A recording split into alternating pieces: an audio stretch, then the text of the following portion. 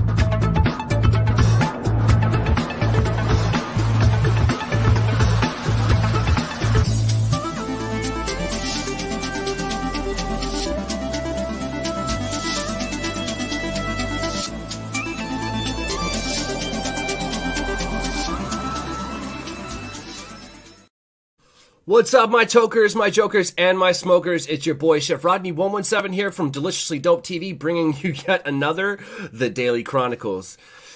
Today, y'all, I want to talk about morality. What is morality? Well, morality is really just living your life. Vitality, all of those things come together. Ethics is definitely something we need to talk about as a nation right now, not just a nation, but as cannabis connoisseurs and cannabis people in the nation alone.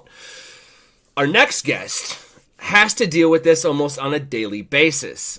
He does one of the most boring things I could ever think to do, and that's just paperwork. If y'all know me, I don't like to go to court at all. It's not fun, whether it's virtual or not.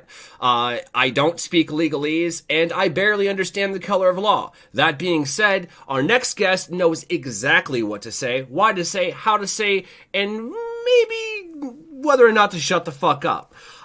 He's a lawyer from Vermont. They just got their adult use recreationally. Absolutely killing it over there, man. He's up to his neck, and he's a very tall individual, that being said, with people, trying to kind of, get out of trouble from healing from this plant, a huge advocate for everything that he does. Dude's been killing it. One of the smartest people and most outspoken people that I know. It's ahead of the game, man. I'm stupid excited to be able to sit down and talk about which way the law should go, which way the law should be amended, which way, the legal system in America, which way it should go so that we can rectify and kind of fix what we need to in order to move forward. With federal legalization right around the corner in 2021, 2022, a lot of states going green, if you will. If you know, it keeps people like my boy on his toes, with things to do. He's stupid busy. He's literally a one-man standing army. But we'll get to that in 2 seconds. Now, let's go over to Eric real quick. Eric, how you doing this morning, buddy? I'm doing great. How about you, Chef? I'm fantastic. I'm stupid excited for our next guest on the show. I've been trying to get him on for a while. Like I said, he's been stupid busy. If you want to see more of him, make sure you check out the In the Weeds podcast on Facebook, Instagram. I believe it's on Twitter. I'm not sure if it's on Twitter, but I know it's on YouTube. Definitely check it out. In the Weeds podcast every Wednesday at 4:20. Our boy Tim Fair, y'all, from Vermont Cannabis Solutions. Tim, how you doing, man? Welcome to the show. Rodney, Eric, how's it going, guys?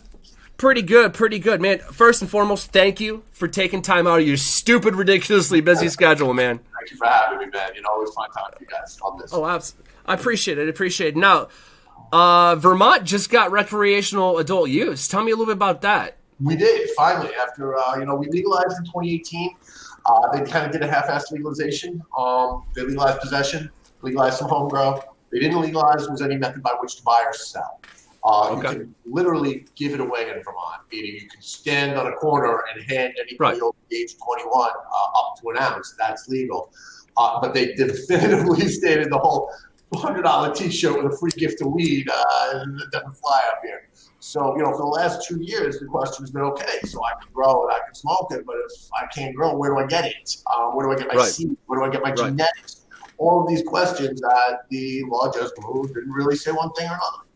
So this year, our governor finally passed the second half of the legalization law, which is now going to allow us to establish a cannabis marketplace. So we will now have dispensaries come in, hopefully opening their doors next year. We will now have laboratories. We will now have standards. We will now have, a tested product. So this is just kind of a long time in the coming for Vermont. We are the second state to do it legislatively. So we had to deal with a lot of compromise. There's a lot of components of the bill that we're not real thrilled about, that we're going to be working really hard to rectify, to make better. For example, there is a provision that limits the concentrations of concentrates, THC content, to 60%. Okay. That really doesn't fly. Now, there is a provision that allows medical patients to have a little bit stronger, but as anybody in a legal, adult use market, 60% just doesn't cut it. So that's an example of one, component that was a compromise component that we're going to need to work on, that we're going to need to be working with this newly formed Cannabis Control Board to increase. But overall, we've got, now we've got that starting point, and now we can start working to make it better. So Timothy, where do you think those laws of 60% on a concentrate, where do those come from? How do those get written in there? So what happens basically with the legislature, when you're doing this with a ballot initiative, like most states, people write it, they vote, it happens, that's fantastic. With legislatively enacted statutes, you get people who want it, but then you get the police officers coming in their full combat gear, and they're terrifying these legislators. We have a citizens legislature. They're sitting there telling them these concentrates make people schizophrenic. You smoke these damn things and you go crazy, and the kids will be jumping off the buildings, and the legislators hear this. So in the interest of compromise, to get things across a legislative body, you need to make compromises. And this is one of the compromises. Well, maybe if we limit it to, I don't know, let's say 60%, kids won't go crazy. That's not how that works, but okay, yeah, exactly. Because now you make a really good concentrate, and people have to mix it with something to bring it down to 60%, and that's what's going to be happening. And who knows what they're going to be mixing it with. Well, what you're going to see is you're not going to see it being sold, regulated, where it's been tested. You're going to see it continue to, on the black market. And that's where it'll continue to be sold. And the whole purpose of this is to try to do away with the black market, much like alcohol prohibition. The bad things that we see from drugs aren't because of the drugs, they're because of the prohibition. People kill each other because of the prohibition. When it's regulated, when it's legal, you don't see much bootlegging of booze anymore. Why not? You can walk into a store and you can buy a bottle of Absolute for, $14.99 on sale. So what's the point in bootlegging? And cannabis is the same way. If we had concentrates that were pure, it doesn't matter what percentage. You're buying it in a shop. They've been tested. They are held to standards. There's consumer protection. These are the things that make a safe product. Keeping it on the black market keeps it dangerous. So that's why I think that even though they, set this limited 60% of the concentrates for now, we are going to be able to successfully, convince the board to raise that level. We're going to start with 70%, then we'll go to 80, then we'll go to 90. I figure once we get to about 92, 93, we're probably good there. Yeah, and I'm sure that along with so it came out recently, the last couple of weeks, I believe, that the federal government has said, okay, scientists, you can now study marijuana.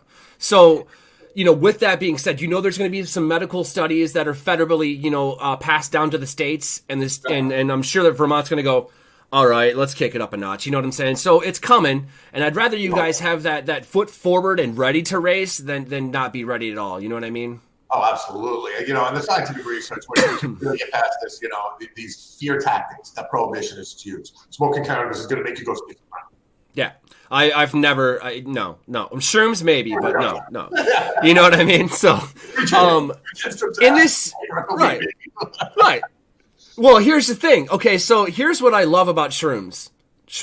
Here's what I don't love about shrooms. The fact that 2 or 3 days later, you can just have a flashback and just go into a trip. It's happened to me. I was driving down the road a couple days after I did shrooms in the weekend. Didn't go, it's fine. I did it in my house. I played video games. I don't know. I had a great time. It was a good couple hours. And 3 days later, I'm driving in the car going somewhere, and all of a sudden, boom, I start tripping again. I'm like, oh no. So I pulled over and I just sat there for about a good solid hour until one of my friends found me. And then he's like, I'll drive your car home. He's like, what's wrong? I was like, dude, I'm tripping balls.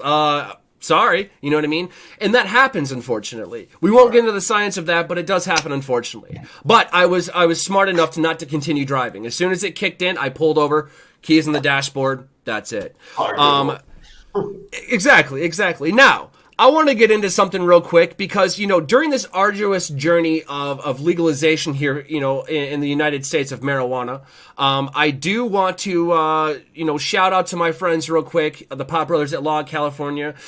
I love everything you guys are doing because I feel like I got you in Vermont, my East Coast, you know what I'm saying, legally, and I got my boys in California, so both coasts they're saying the same thing. The same thing. If you get pulled over, shut the fuck up. That's it. You know, and it works. Okay. Now, here's what I didn't know, and here's a question for you. Now, the Pot Brothers at Law, Craig, actually, and Mark, excuse me, both told me that police officers, when they pull you over for a traffic violation, you know, they pull you over, they have 8 minutes to write you a ticket and send you on your way. Is this true? They have enough time to accomplish what they need to accomplish.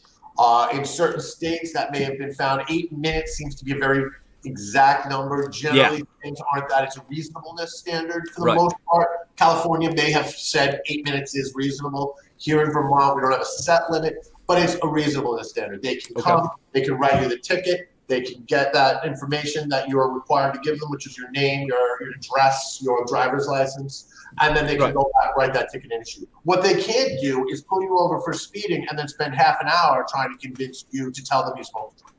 It's called the legal expansion of the investigation. Okay. So let me tell you about an instance where the script, as I'm going to refer to it, I'm sure you've heard it and stuff like that, but I'm going to talk about that real quick because, like, it actually worked. And I was up north. I won't say the city, won't say the officer, but I was up north. I was, you know, on vacay on the weekend, and I got pulled over for something that I didn't even do. I was sitting at a red light. There was a girl taking the crosswalk, and she had stopped halfway in the road and then stepped back, and there's 4 lanes of traffic, okay? And then there's a parking place where you can pull in and parallel park and go into businesses, right? And then there's the lake, okay? You know, there's people crossing, it's really busy, yada, yada. I didn't move at the green light until I saw her step back, all right? The police officer that was parked,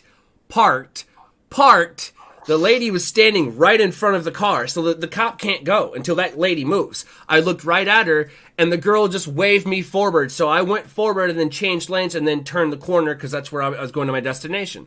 The cop, you know what I'm saying, and then flicked me. For what?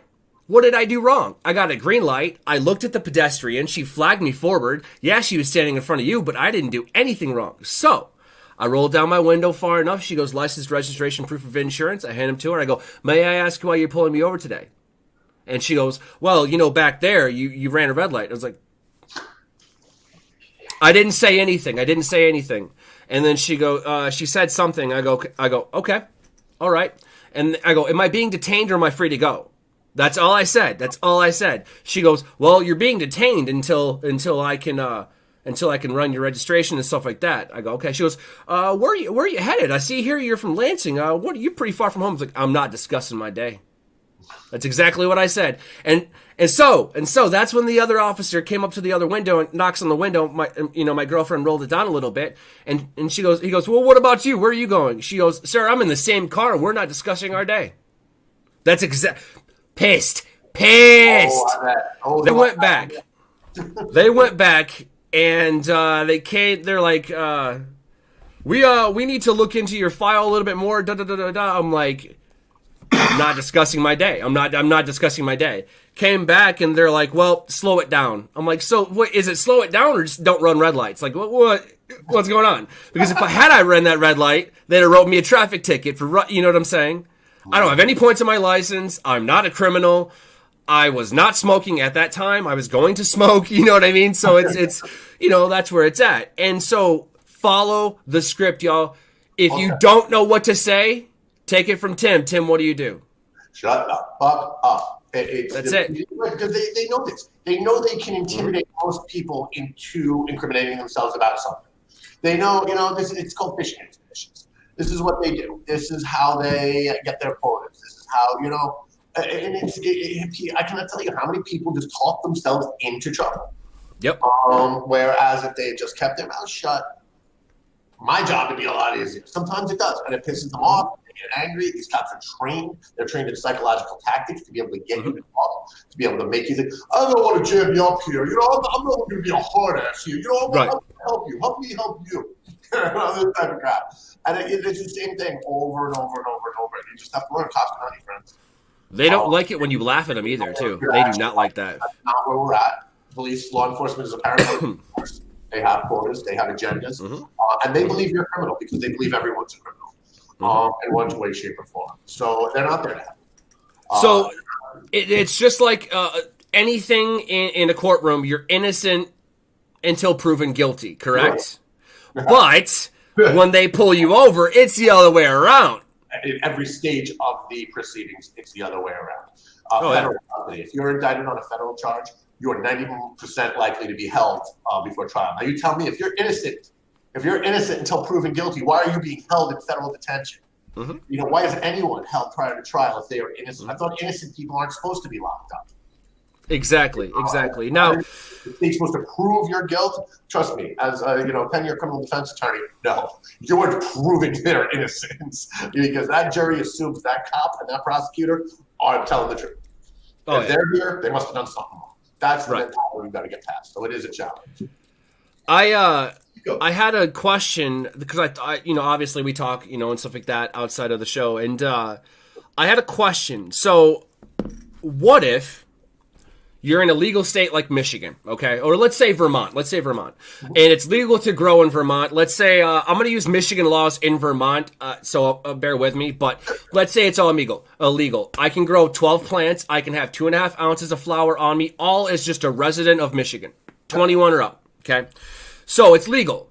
What if, since it's not federally legal yet, you got the DEA that knows that you're growing because they can smell it or whatever have you, and they kick in your door, slap you with some bullshit warrant, you know what I'm saying? Got you, they ruin your house and take your shit. What can you do?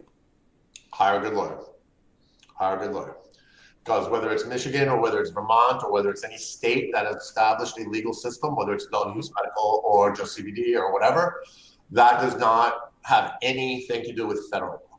And under federal law, you are still guilty of, a drug violation. Cannabis, marijuana is considered a Schedule I controlled substance under the Federal Controlled Substances Act.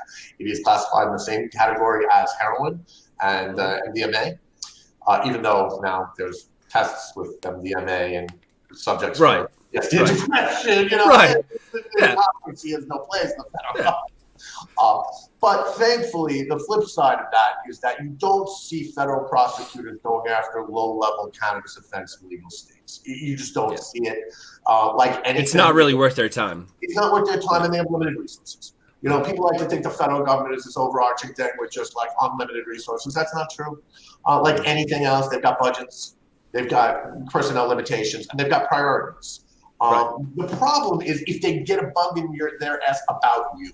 If for whatever reason you piss off the U.S. Attorney's Office in your district and they want to come after you, this gives them that opportunity to do so. Another area is medical marijuana patients, medical cannabis patients, and firearms. It is federally illegal to be the user of a controlled substance, read cannabis, and in possession of a firearm. So theoretically, if they really wanted to, a U.S. Attorney's Office in any given state, in any given district, could go through the medical marijuana registry for that state and prosecute anybody on it that has a firearm. Now, they've never done so. In fact, I'm not aware of any prosecutions for this. But the point being that if all of a sudden, Eric, you piss off the U.S. Attorney in your district, they could go after you. That's something they could use. So it's this sort of Damocles hanging over, medical patients' heads. Sure, we're not going to go after you today, but just know we could. That is unacceptable in my mind as well. And that's one of the major reasons that we need to see some change at the federal level so that our medical patients don't have to live in fear of potential federal prosecution for nothing more than, living up, being a medical patient and exercising their constitutional right to own a firearm. 100%. So, an argument could be made, and bear with me here. So how is it not considered entrapment if you live within a state where marijuana is legal, but that state resides inside of a country where it's still technically federally. How is that not entrapment? Because entrapment is a very, very, very specific legal defense. So Okay. entrapment is a defense if a crime has been committed. And what that defense says is that I have committed a crime because an agent of the government pushed me, forced me, convinced me to do something I would not normally do. Okay. So if I met a buddy at the bar and he convinced me to firebomb a police station, and he pushed me and pushed me and pushed me and pushed me, and and finally one day I just said, "Okay, fine, let's do it. I'll help you out. I'll drive you. You can firebomb, sure." That would be entrapment if I had no history of criminal behavior.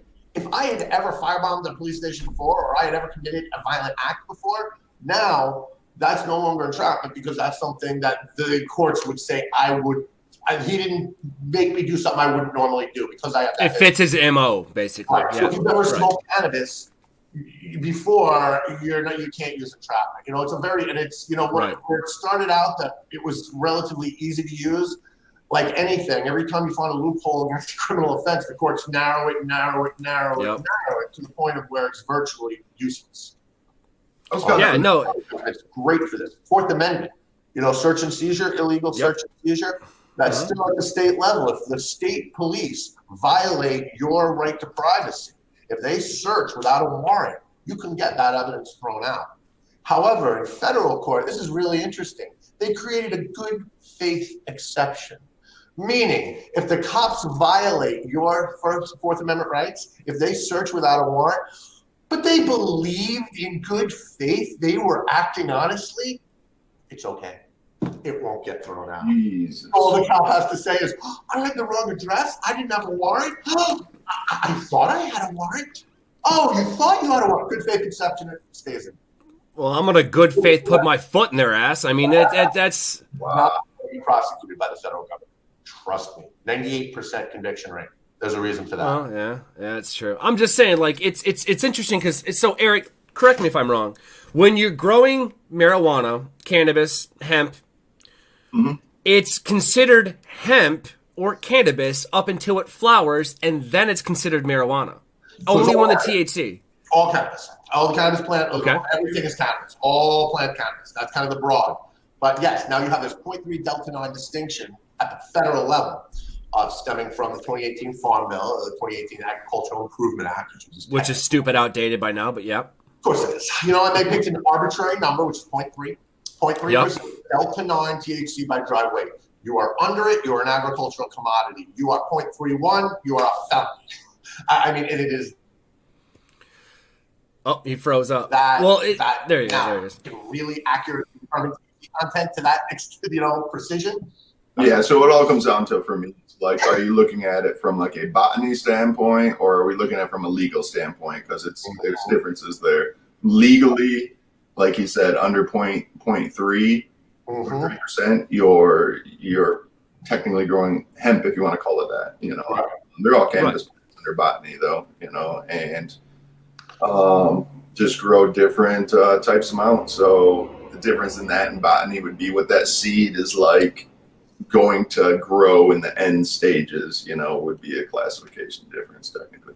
Absolutely. Yeah. So I think I kind of put two and two together and realized that, the people writing the laws are just idiots. They need more people from Michigan need to help them.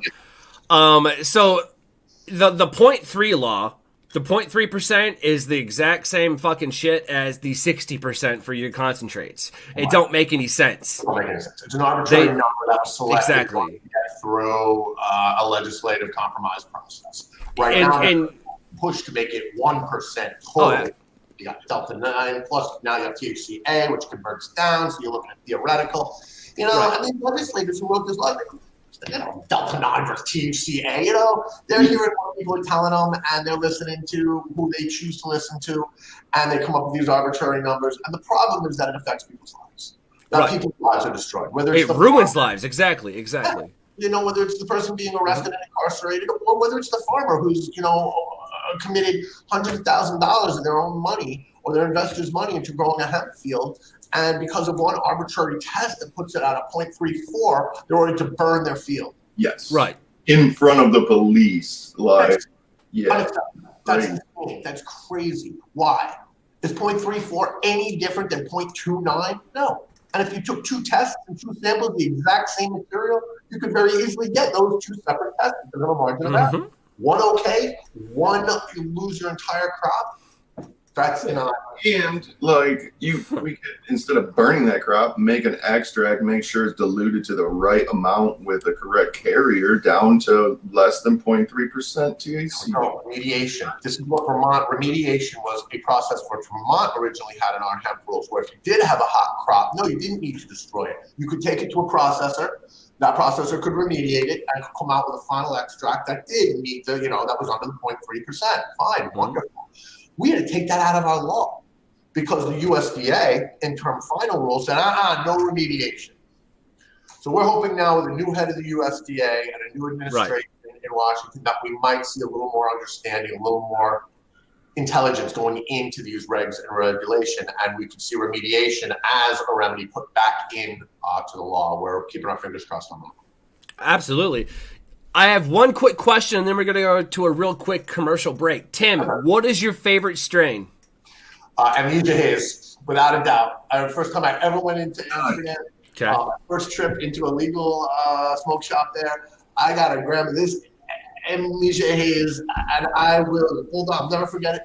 I will never forget it. I don't remember when I got it, but I remember when I got it.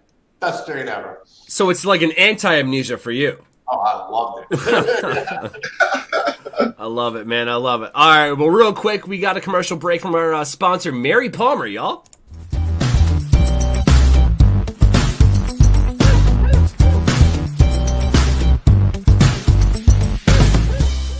Oh, that smells good. That smells really good, dude. It smells like the thing. It smells really good. I was just kidding. I wasn't going to eat all of them, but I ate a few and you don't know about it. Well, what's going on over here? Why does this smell really good? Hey, how come he got to eat one? I don't get to eat one, but it smells really good. I want to eat one. Why can't I eat one? Why can't I eat one? Yo, we think about it, and you should give us some of that stuff. That was the green thing that smells really good. What did they got over here? What is that? Oh, I want some of that. CBD dog treats, y'all. Best Buds dog treats from Mary Palmer. Check it out. Whoismarypalmer.com. Make sure you go scoop them up for your four-legged friends. If you don't believe me, here's some science for your faces.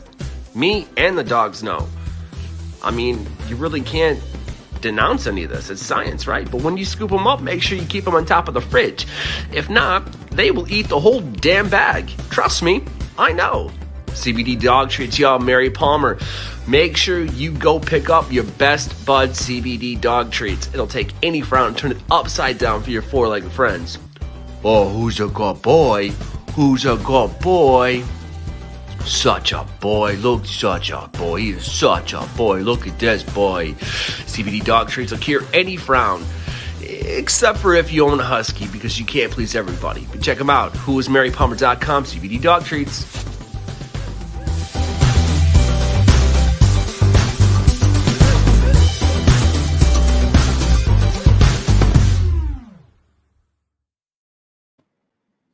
Make sure you check out whoismarypalmer.com. Use code DELICIOUSLYDOPE to save 10% off of your order. Go scoop those up, y'all. My dogs love them. It calms them down. Notice, you ain't hearing no barking right now. It's because I fed them a couple CBD dog treats before the show.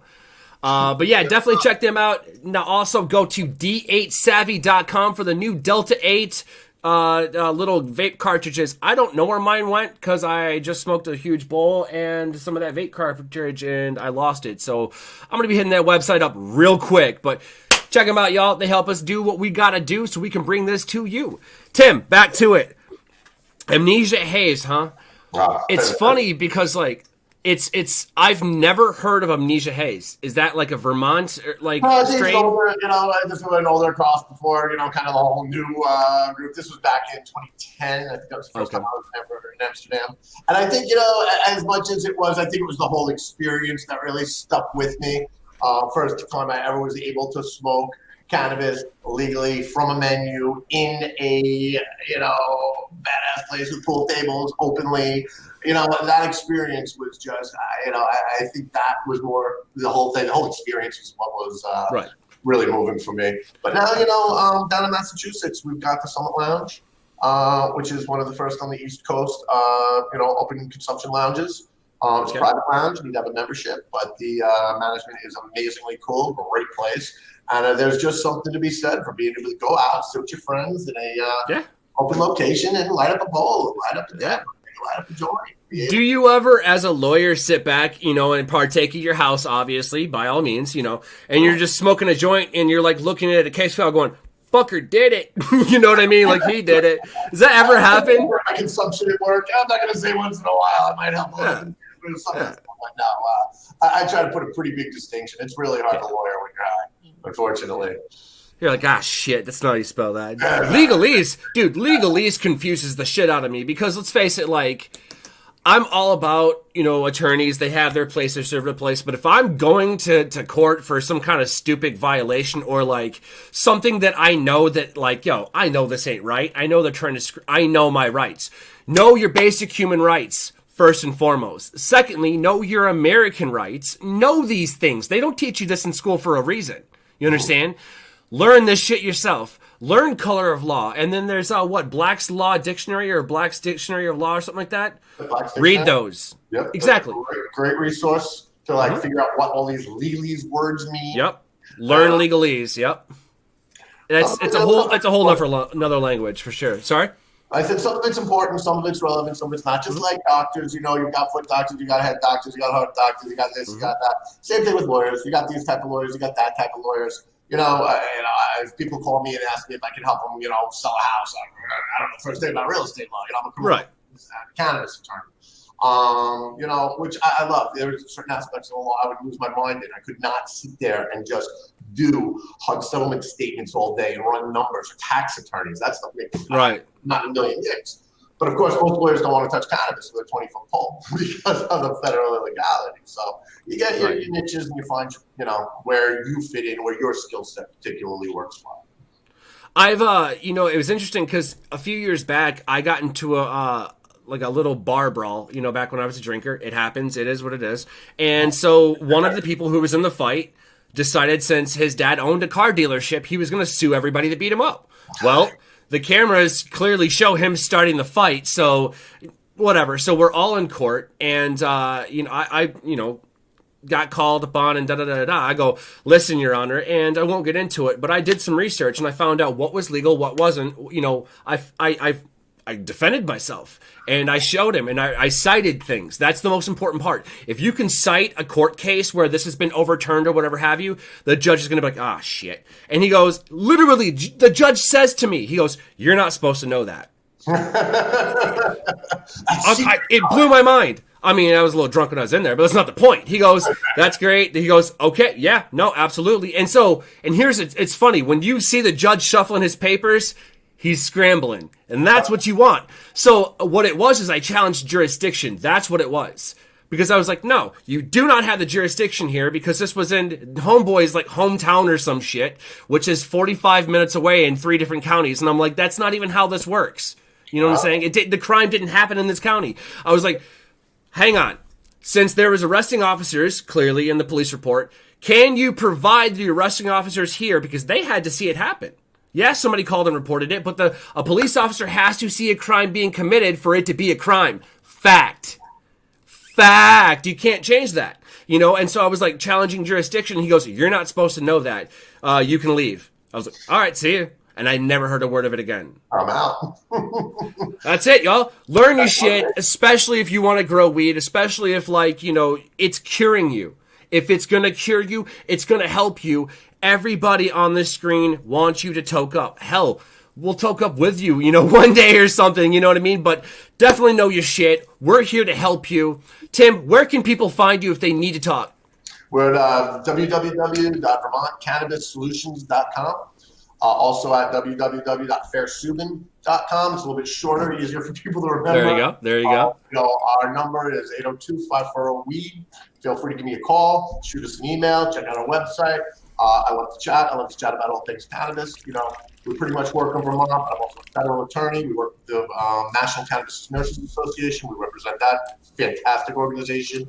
Okay. If you've got questions, reach out. If I can't answer them, and I can't answer everything, you know, I have a good chance I'll know who can, and I can point you in the right direction. Love to talk cannabis. Love to talk civil rights. Love to talk personal rights. If you've got a problem, you let us know. We'll help you. That's fantastic, man, and I can definitely attest to that. I know Tim personally. He's a great guy to know. Honestly, very knowledgeable. Tim's helped me out. I'm not gonna lie to you. You know, I was just like, hey, man, I need to know how to word this, and he's like, okay. And, you know, great guy to go to. Definitely, you know, I can only commend you for what you're having to deal with right now, dude. You got people on both sides of the fence, okay, coming at you, and you're like, oh, shit. You know what I mean? It's crazy. It's about like what I'm having to deal with right now in Michigan because of the edibles craze. Oh, I bet. That's a whole other can of worms you get into there. Now, I'm looking about the concentrates here. We got the same thing with edibles. What's okay? What's permissible? How many milligrams? Yep. How many packages? All these regulations. It's just, you know, some of them make sense, but a lot of them don't. I give you a lot of credit for getting through it. You guys are kind of a little farther along than we are, but still dealing with a lot of the BS. But you're doing a killer job with it, Rodney, Eric, you guys. Oh, we're trying. We're trying, man. Amazing. It's a grind for sure. You know, we're all getting there. But listen, guys, we're here for y'all. You know, if there's any comments, questions, or concerns, you know where to reach us. You know how to get a hold of us. Our phones are right next to us 24/7. You know, well, okay, maybe not on the weekends. Don't call us on the weekends. Don't call us on the weekends. You want to talk about weed, you call me on the weekend. You want to talk about what? Monday, yeah. If you're like, yo, I got this news, you know, I got these beans for you, but like, all right, say no more, fam. Let's do it. You know what I mean? But it's always a pleasure, man. It's always a pleasure. Tim, thank you so much for popping on with us today. Anytime, you just let me know. And absolutely. Eric, Rodney, thanks so much. You guys enjoy the rest of the day. Man. The rest of the show. You too, brother. All right. Again, thank you guys for taking a look at this. You know, this has been an amazing episode of the Daily Chronicles with Tim Fair. Eric, you know, from Mother's Infusions. It's awesome. Definitely go check out the new Zen blends that Eric's got popping off. Those things, not only do they smell phenomenal, they taste amazing. Eric, dude, amazing job on those. Thank you. It's something that we are extra excited about. We've been getting some awesome feedback from first couple rounds. I can see why. Rolling them up. So they're just awesome, relaxing blends of herbs and CBD. So reach out to us, send us a message, mothersinfusions@gmail.com. Head to our website. You can, it's going to be turned into just educational side of website and stuff. So send us an email, reach out to us, 248-763-4086. Any questions, any of our products that you're interested in, reach out to us. Get to it. Like I said before, you guys, here we are at the end of the show, Daily Chronicles. I'm your boy, Chef Rodney 117 from Deliciously Dope TV. This has been a Five Finger Films production. We'll see you guys next time. Peace.